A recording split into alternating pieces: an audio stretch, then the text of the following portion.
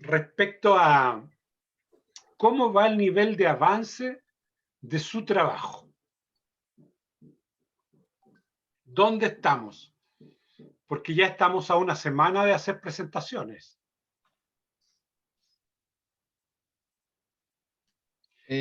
Profe, en eso quería abordar un poquito. En la presentación, ¿hasta qué punto tiene que tener de la ficha que nos mandó para rellenar, que tenía que tener como... ¿Cómo era esto? Acuérdense que las fichas por ahora es una referencia, por ahora Sí, expláyense nomás, ¿ya?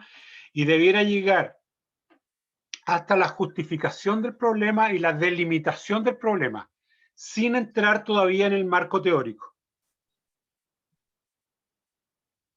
ya, entonces hasta ahí estábamos bien. Ya, del marco teórico en adelante es lo que vamos a empezar a ver hoy día recién. ¿Ya? Entonces, de aquí todo lo que hemos visto debe venir ya, pero ojalá in extenso, ya no tan sintético como en la ficha, ¿ya?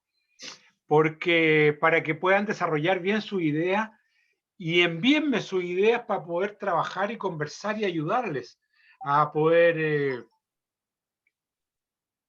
desarrollar el tema. Y aquí voy a entrar en un área que es la más interesante hasta ahora, que es la siguiente. Hay personas que quieren aplicar programas.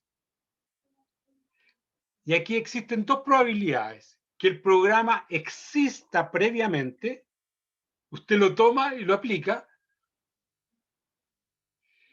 y si existe, para poder aplicarlo, usted tiene que conocer dos temas ahí. Uno, cuál es el nivel de validez y cuál es el nivel de confiabilidad de ese programa. Si es que existe. Por ejemplo,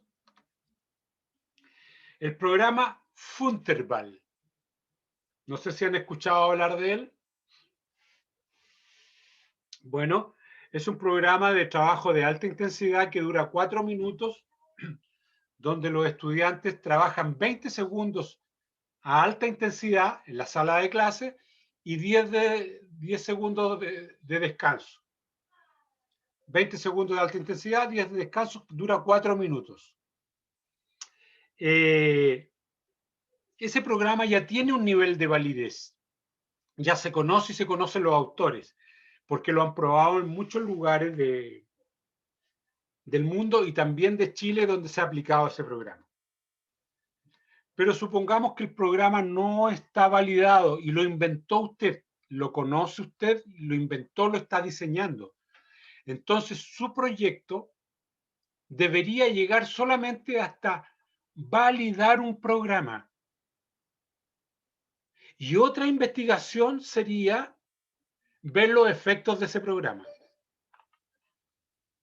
En este caso, me estoy refiriendo especialmente a lo que quiere hacer la señorita Thais Río, si es que está por ahí, Manuel, si es que está por ahí, Sí, estoy, profe, pero no puedo hablar. bien, Dylan, si es que está por ahí, la Camila no me acuerdo qué es lo que va a hacer, Diego no me acuerdo qué va a hacer. Lo de... Ah, el ejercicio y la concentración. Perfecto, pero Bueno, ahí me sirve el programa que usted dijo. exactamente, entonces tú no tienes que validar el programa porque ya está validado. Lo que sí debes conocer qué nivel de validez tiene. Estefanía, ¿cuál es tu proyecto? Lo de taekwondo, profe. Tú vas a diseñar un Pero he programa, ¿no avanzado es cierto? poco. Claro. Entonces, ¿te fijas?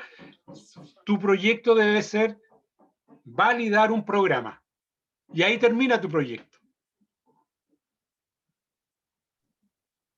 Pero ¿cómo? O sea, si no lo voy a aplicar, ¿cómo podría validarlo? Ah, de eso vamos a hablar hoy día. Ya. ¿Ya? Manuel, ¿te quedó claro lo que conversamos vía interna para resolver tu propuesta sobre la táctica? Ya. Manuel, les cuento brevemente, está desarrollando una idea de proponer un programa de enseñanza táctica ofensiva en niños en fútbol. Entonces él va a tener que también diseñar y validar un programa. ¿Cómo se hace aquí? Diego, ¿cuál es tu proyecto ahora? Ya, como título quedó en Evaluación del desentrenamiento y tiempo de reversión de este en jugadores de voleibol universitarios de la quinta región que tuvieron un receso de práctica Perfecto. por la crisis sanitaria. Entonces, nivel de desentrenamiento. Claro, y ver cuánto tiempo demora en retomar la... ¿Y ahí va a proponer un programa especial para de entrenamiento, Diego? No, ¿No? Ya, con el entrenamiento habitual para ver cuánto tiempo demoran en retornar a los niveles que tenían antes. sí, para una posible vuelta a la competición, una vuelta Perfecto. segura. Entonces, si me permiten, vamos a hablar sobre validez y validación de programa. Aquí, cuando hablamos de validez, tenemos varios tipos de validez. Si estuviéramos hablando de una validez tecnológica, es decir,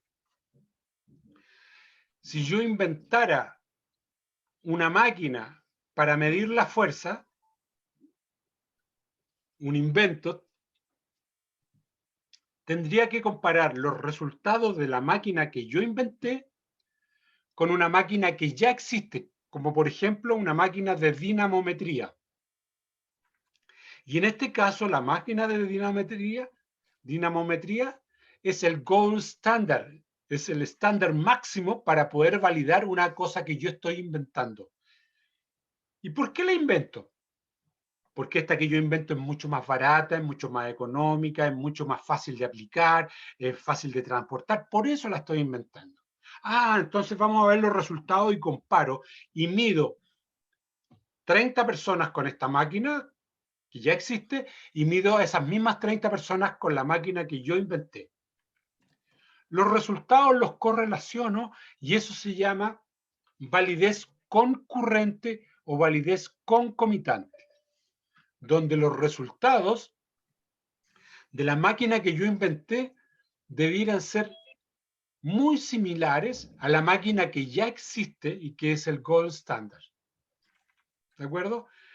Es como cuando usted diseña un reloj. Inventa un reloj, supongamos un reloj de, voy a inventar aquí todo abstracto, un reloj de madera. ¿Cómo sabemos si el reloj de madera funciona o no?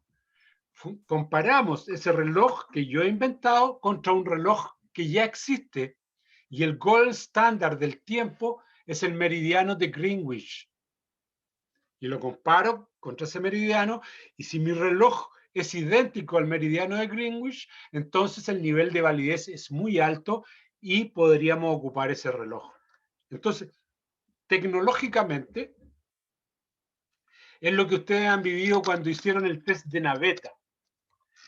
Para poder trabajar en el test de naveta, se compararon a las personas contra la máquina que permite medir directamente consumo de oxígeno. Y se midieron muchas personas y después esas mismas personas se midieron con el test de naveta. Al comparar los resultados eran prácticamente los mismos. Entonces, ese invento que se hizo en su oportunidad, que fue el test de naveta, tiene una validez concurrente de 0,92 respecto a la máquina. Es decir, es casi idéntico el resultado de medir con el test de naveta o medir con una máquina de consumo de oxígeno. Eso es el nivel, cuando hablamos de tecnología, en validez concurrente o validez concomitante. Pero ¿qué pasa cuando yo invento un programa? Por ejemplo, la Andrea está inventando un programa. ¿Cómo saber si resulta o no resulta ese programa? Manuel está inventando un programa. Dylan está inventando un programa. ¿Cómo saber? Muy bien. Aquí se emplea la técnica de validez de contenido a través de la técnica del juicio de expertos. ¿Ya? Entonces, se diseña, una vez que usted tiene diseñado su programa, con los objetivos claros, las tareas, la sesión, el tiempo de duración, la precisión tiene que ser absoluta. Porque como experto uno tiene que mirar y decir, en la sesión 1 van a hacer esto, de esta manera, se va a demorar tanto, tal porcentaje de carga, tal intensidad, tal volumen, etcétera, etcétera. El experto tiene que encontrar correcto todo eso y luego viene un cuestionario donde usted le pregunta al experto si los objetivos están bien planteados, los contenidos están bien desarrollados, las tareas son apropiadas, si los tiempos de duración son, si la complejidad de la tarea, en fin, le empieza a hacer todas las preguntas necesarias a los expertos y el experto debiera responder en una escala Likert, tipo Likert, de 1 a 4 o de 1 a 5. ¿Por qué yo prefiero de 1 a 4? Porque normalmente el 1 es muy malo, muy bajo, 2 no aprueba, 3 aprueba y el 4 es muy bueno, aprueba totalmente. Entonces, cuando hacemos una extensión de una escala Likert de 1 a 5, normalmente el número 3 es indiferente. Entonces, yo prefiero que lo hagan de 1 a 4 para que el experto tome una decisión. O es bueno o no es bueno. O es malo o no es malo. Los obligan a tomar una decisión respecto a cada pregunta. Y a continuación le piden una sugerencia, porque, por ejemplo, el experto podría decir es bueno. Sugerencia, pero sería mejor si usted, y ahí los expertos te entregan insumos para mejorar tu proposición. Voy a mostrar, después que explique todo esto, voy a mostrar un instrumento ya para que aprendan a validar. Entonces, ¿cuántos expertos? 3 expertos. ¿Por qué? Porque normalmente un experto, supongamos que el Dylan me cae súper bien, yo le voy a decir, no, me lo mandó el Dylan, le voy a poner, está todo que está bueno. O el Dylan me cae pésimo, el Dylan, por Dios, el hombre, entonces le voy a poner todo muy malo al Dylan porque quiero que repruebe este curso. Entonces ahí interviene un tercer experto que actúa como árbitro arbitrador y que dicen, ¿quién será el Dylan? No lo conozco al Dylan. Entonces, y te evalúa el proyecto. Entonces, él te va a dar una tendencia hacia uno o hacia el otro. Lo normal es que los 3 vayan en la misma dirección, pero se emplea 3 por si acaso hubiera un conflicto de intereses entre los expertos. ¿Ya? Un número impar. Y luego eso lo vamos a someter a una correlación estadística para determinar cuál es el porcentaje de aceptación del programa que tienen los expertos respecto a la proposición que haces tú. Los expertos coinciden en un 80% que el programa está validado, vale la pena y es bueno. Con un 80%, estupendo. Pero los expertos tienen un 40% de concordancia que el programa es bueno. Ahí tenemos un problema. Solamente porque están diciendo en un 60% que tu programa no es muy bueno.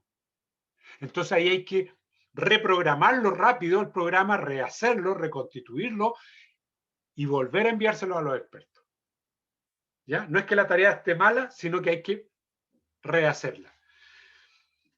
Y eso se llama validez de contenido.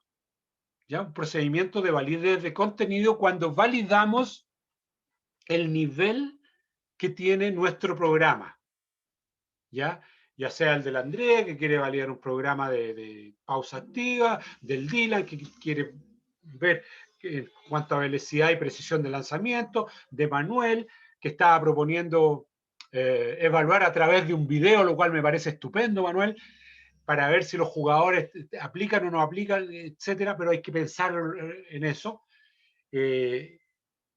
La Estefanía, entonces, ¿cómo va a evaluar? ¿Cuál va a ser el instrumento que va a usar para evaluar si está bien o no está mal?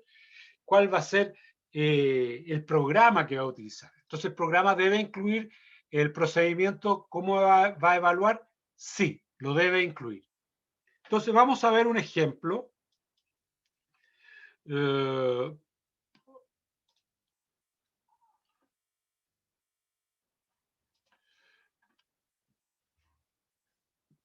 Vamos a ver un ejemplo que tenía preparado yo por aquí para que lo veamos.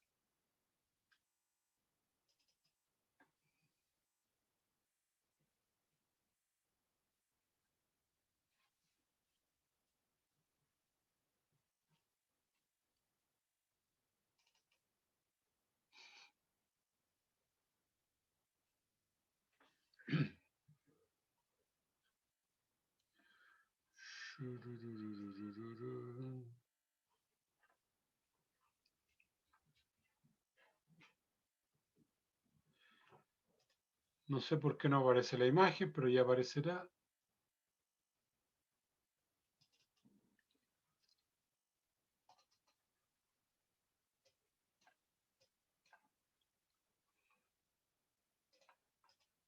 Ok. Entonces, acá, cambiar la pantalla completa, compartir pantalla, acá está. ¿Qué gracias? Perdón. ¿Qué gracias tiene que tener nuestro programa? Lo voy a agrandar. ¿Se ve bien ahí? Sí. Perfecto. El programa que usted invente, diseñe, el programa que usted está creando. Ahora, esto le sirve para evaluar también lo que están pensando como instrumento de evaluación. ¿eh? Primero, la historia. ¿Qué significa la historia? Que el programa que usted cree sea el que produce el efecto. Porque cuando uno trabaja con niños, corremos el riesgo de que los niños mejoraron no por efecto del programa, sino porque maduraron o crecieron. Entonces, ¿cómo distinguir que esto es parte del programa que hemos diseñado? Y ahí se emplea un diseño de investigación cuasi experimental. Trabajamos con un grupo de niños lo más idéntico. Trabajamos con dos grupos de niños lo más idénticos que se pueda. Dos grupos. Uno al cual le aplicamos el programa y otro al cual no le aplicamos el programa. Y con eso despejamos que la mejoría o el aprendizaje se produce por efectos del programa y no porque los niños crecieron o maduraron. Porque si hacemos este diseño y lo aplicamos después, al grupo al cual le aplicamos el programa, mejoró. Y al grupo al cual no le aplicamos el programa, no mejoró. Pero podría darse que los dos grupos mejoraron. Y ahí se da el efecto de que es por la historia, porque los niños crecieron o maduraron. ¿Ya? Ahí está la historia. O porque los niños conocían el deporte, pues. No es que el programa sea tan bueno, sino que por ejemplo, yo tuve un hermano pequeñito cuando yo era más chico, que era seleccionado chileno en la gimnasia, y él tenía 8 años. Entonces, para todas las presentaciones, le pedían que hiciera una exhibición de gimnasia en su colegio. Pero cualquiera podría decir, oh, y este niño, mira la clase de educación física que es tan estupenda. que los niños hacen esto. Bueno, ahí hay una historia, porque en la historia de este niño marcaba que él entrenaba afuera, no entrenaba en el colegio. Entonces tenemos que asegurarnos que los niños no conozcan lo que estamos, porque si no, si ya lo conocen, bueno, es parte de la historia. La maduración, ya lo vimos. La estabilidad del instrumento de medición. Cuando medimos, sobre todo cuando es cualitativo, en la medición, estoy pensando en Manuel que va a hacer videos, no puede ser que un día le parezca que eso está muy bien y al otro día la misma cosa, el mismo conducta le parezca que está muy mal. Entonces el instrumento tiene que ser preciso. ¿En qué nos vamos a fijar? ¿Cuáles son las dimensiones? ¿Cuáles son los indicadores? Etcétera, para que eso tenga una estabilidad. Cuando medimos, el ambiente debe ser el mismo. No es lo mismo medir con lluvia que medir sin lluvia. No es lo mismo medir con frío que medir sin frío o con calor extremo. No es lo mismo medir en una cancha de pasto que medir en cancha de tierra. No es lo mismo medir, etcétera. El ambiente que medimos y que aplicamos debe ser el mismo. ¿Cómo se administra la prueba? ¿Quién administra la prueba? Tiene que aplicar la medición siempre de la misma manera. Ya no puede ser que un día llegue muy contento, motivando, y al otro día llegue muy parco, diciendo ya... No, la forma de administrar es la misma. Los instrumentos que ocupa deben estar calibrados. ¿Ya? Bueno, y aquí alguna anécdota. Les puedo contar yo que en alguna oportunidad, durante la medición, yo fui con un cronómetro y justo se le acabó la pila en medio de la medición. Entonces ahí yo les sugiero, lleven siempre 2 cronómetros, ya, porque el instrumento falló y estábamos haciendo pruebas de 200 o de 400 metros. Cuando llegaron a la meta me preguntaron qué tiempo tenía y ustedes saben lo dolorosa que son esas pruebas, ¿ya? Que los resultados no sean producto de la regresión. La regresión significa que, por ejemplo, yo y Rodrigo corremos 100 metros. Rodrigo hace 11 segundos en los 100 metros y yo hago 21 segundos en los 100 metros. Los dos nos sometemos al mismo programa y después Rodrigo al final del programa lo miden y sigue haciendo 11 segundos. Y yo hago 18 segundos. Él no bajó nada porque tiene un tiempo demasiado bueno. Pero yo bajé 3 segundos, claro, mi tiempo era muy malo. Entonces hay que tener cuidado y eso se llama regresión a la media. ¿Ya? Que los que están muy mal siempre van a mejorar mucho. Y los que están muy bien prácticamente no van a mejorar. Tienen que tener cuidado en eso. Cuando trabajamos con grupos, tenemos que, los grupos deben ser lo más equivalente posible. No puedo seleccionar a los buenos a un lado, a los bonitos a un lado, a los grandes a un lado, a los fuertes a un lado y al feñique, al otro, los más feitos, los más chiquititos, al otro lado. No, no, no, no. Los grupos tienen que ser muy equivalentes. Mortalidad. ¿Qué significa la mortalidad? Se refiere a mortalidad experimental. Significa cuántos estudiantes abandonan o no abandonan el experimento. ¿Ya? Supongamos que estamos trabajando con un grupo experimental. En el caso de Diego, que quiere ver cuántos retornan de ese entrenamiento, y él mide 20 personas y después 15 vuelven a abandonar. Ahí la mortalidad experimental es muy alta. ¿Ya? Son riesgos que uno corre, entonces tenemos que evitar la mortalidad experimental. Cuando estamos haciendo un tratamiento,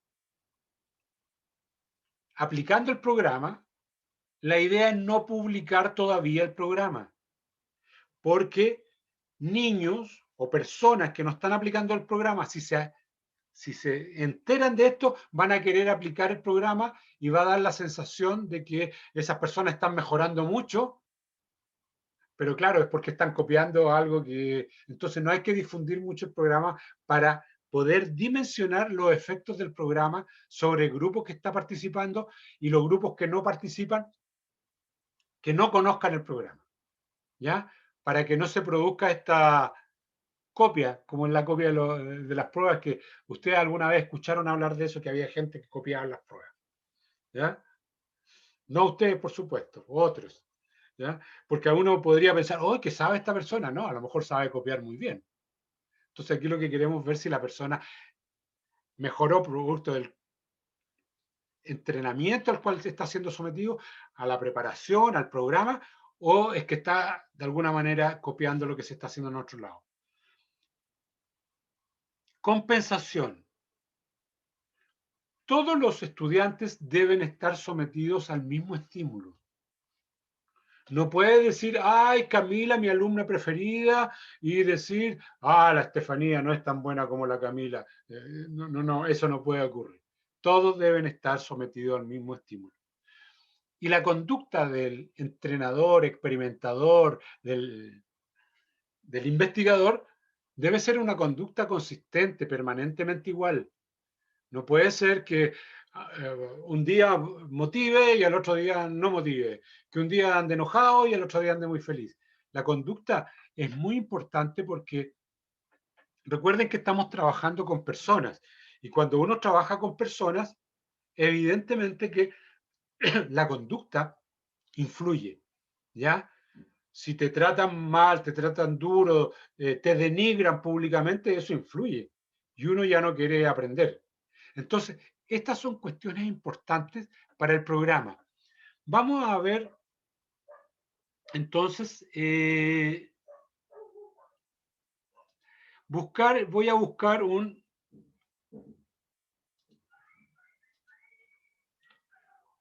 modelo para validar un programa. Denme un minuto de tiempo, por favor.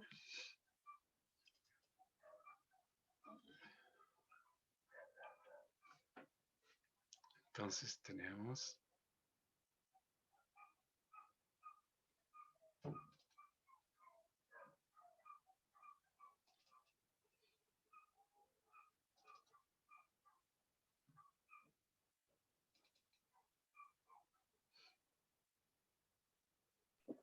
Profe, Sí, dígame. que estaba pensando que, por ejemplo, en el tema de los instrumentos de medición y como las condiciones de medición, en mi caso, si yo quiero que, no sé, pues las chicas se midan circunferencia de cintura en su propia casa, ahí yo tendría que decirles, ya, por ejemplo, todas se miden en ayunas, en la mañana antes de desayunar y una vez que se vuelvan a hacer la medición, lo tendrían que hacer con la misma wincha, a la misma hora en la que se midieron la última vez.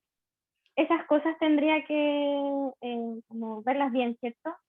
Exactamente, eso es. Ya. Vamos a ver un ejemplo y después les voy a hacer un ejemplo más detallado. ¿Ah? Ya, profe.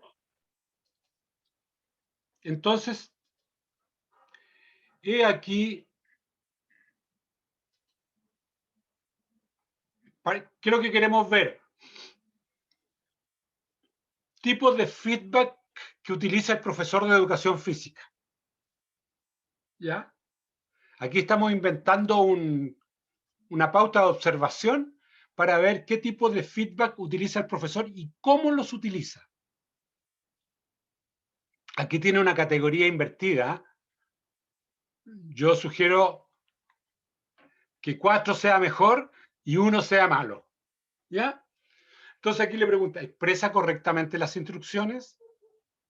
Entonces el experto dice, muy bien, ¿expresa correctamente los procedimientos de los alumnos y profesores? Como se pueden dar cuenta, aquí este instrumento tiene un problemita. ¿Qué significa correctamente? ¿Te fijas? Entonces ahí yo, como experto, digo,